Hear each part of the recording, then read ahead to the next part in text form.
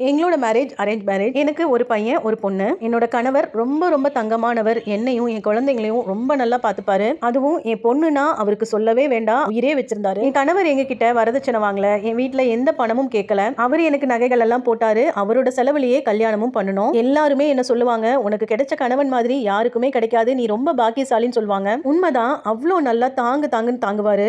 அந்த அளவுக்கு சுத்தமான தங்கம் என்னோட கணவர். ரொம்ப ரொம்ப சந்தோஷமா என்னோட வாழ்க்கை போயிட்டு இருந்துச்சு. என்னோட பையனுக்கு அப்போ 10 வயசு, என்னோட பொண்ணுக்கு அப்போ 7 வயசு. இப்படியே எங்களோட வாழ்க்கை சந்தோஷமா போயிட்டு இருந்துச்சு. போக போக எங்களோட வாழ்க்கையில கொஞ்சம் கொஞ்சமா என்னோட கணவர் கேரக்டர் மாற ஆரம்பிச்சது. எந்த அளவுக்கு எங்க மேல எல்லாம் பாசமா இருப்பாரோ அந்த பாசம் எல்லாம் கொஞ்சம் கொஞ்சமா குறைய ஆரம்பிச்சது. வேலை டென்ஷன்ல அப்படி இருப்பாரு, பிசினஸ் டென்ஷன்ல அப்படி இருப்பாருன்னு கண்டும் காணாமலும் போயிட்டு இருந்தேன். என்னோட பொண்ணு அவங்க அப்பா எவ்வளவு லேட்டா வந்தாலும் அவரை பார்க்காம தூங்கவே மாட்டான். ஆனா போக போக 2 நாள் கழிச்சு வருது, 3 நாள் கழிச்சு வருது, வார ஒர்க்கா வருது அப்படின்னு படிப்படியா குறைஞ்சது. ஒரு நாள் என்னோட கணவர் கிட்ட கூப்பிட்டு கேட்டேன், ஏன் எங்க கிட்ட இப்படி இருக்கீங்க, ஏன் எங்க கிட்ட முதல்த்த மாதிரி இல்ல அப்படின்னு எல்லாம் கேட்டப்ப அவர் சொன்ன ஷாக்கிங்கான ஒரு வார்த்தை, உங்ககிட்ட எல்லாம் எனக்கு பேசவே பிடிக்கல, உன்னை பார்க்கவே பிடிக்கல அப்படின்னு பேச்சுல புடி கொடுக்காம விலகி போயிட்டாரு. கொஞ்சம் கொஞ்சமா வீட்டுக்கு செலவு செய்யறத நிறுத்தினாரு. எவ்வளோ எல்லாம் செல்வாக்கா வச்சிருந்தாலும் செல்வாக்கு எல்லாம் கொஞ்சம் கொஞ்சமா குறைய ஆரம்பிச்சது. சடனா இந்த சேஞ்ச என்னால ஏத்துக்கவே முடியல. ஏன்னா அவர் ஆரம்பத்துல இருந்து கெட்டவர் அப்படின்னா நானும் கண்டும் காணாமலும் போயிருப்பேன். ஆனா அவர் ரொம்ப தங்கமானவர், ஏன் இப்படி எல்லாம் பண்றாரு அப்படின்னு நினைச்சு எனக்கு பைத்தியமே பிடிச்சிரும் போல இருந்துச்சு. அதுக்கப்புறம் நானே வந்து கண்டுபிடிக்க ஆரம்பிச்சேன். அவரோட ஆபீஸ்க்கு எல்லாம் போனேன். போய் பார்த்து எல்லாம் விசாரிக்கும் போதுதான் தெரிஞ்சிச்சு அங்க வேற ஒரு பொண்ணோட அஃபேர் வச்சிருக்காரு அப்படின்னு. இப்பதான் புதுசா ரீசெண்டா வேலைக்கு சேர்ந்த பொண்ணு அப்படின்னு எல்லாம் சொன்னாங்க. இடிஞ்சு போய் வீட்டுக்கு வந்ததும் எனக்கும் அவருக்கும் பயங்கரமான சண்டை. இதெல்லாம் பார்க்கும்போது இதுக்கு மேல நம்ம உயிர் வாழணுமா அப்படின்னு தற்கொலை பண்ணிக்க போயிட்டேன். பையன் வந்து அழுதுட்டான். போட்ட நகை, வீடு அப்படின்னு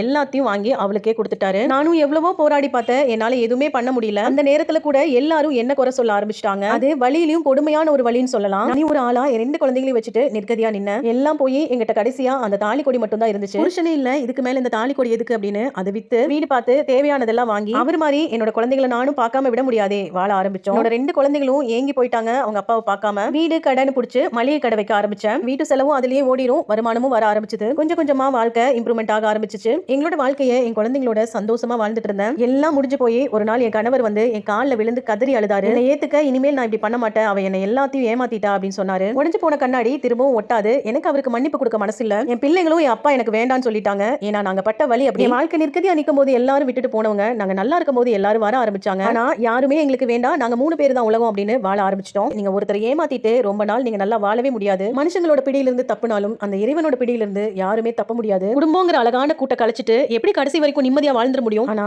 நாங்க யாருக்கும் துரோகம் பண்ணல, யாருக்கும் கெடுதல் நினைக்கல. இன்னைக்கு என் குழந்தைங்களோட நான் நிம்மதியா வாழ்ந்துட்டு இருக்கேன். எல்லாம் முடிஞ்சு போச்சுன்னு நினைச்சு கலங்கி நிக்காதீங்க. இனிமேதான் நம்ம வாழ்க்கை நல்லா இருக்க போகுதுன்னு நினைச்சு ஆரம்ப புள்ளி வைங்க. முடிவு நல்லதாவே நடக்கும். இவங்க எடுத்த முடிவு சரியா தப்பா அப்படின்னு கமெண்ட்ல சொல்லுங்க.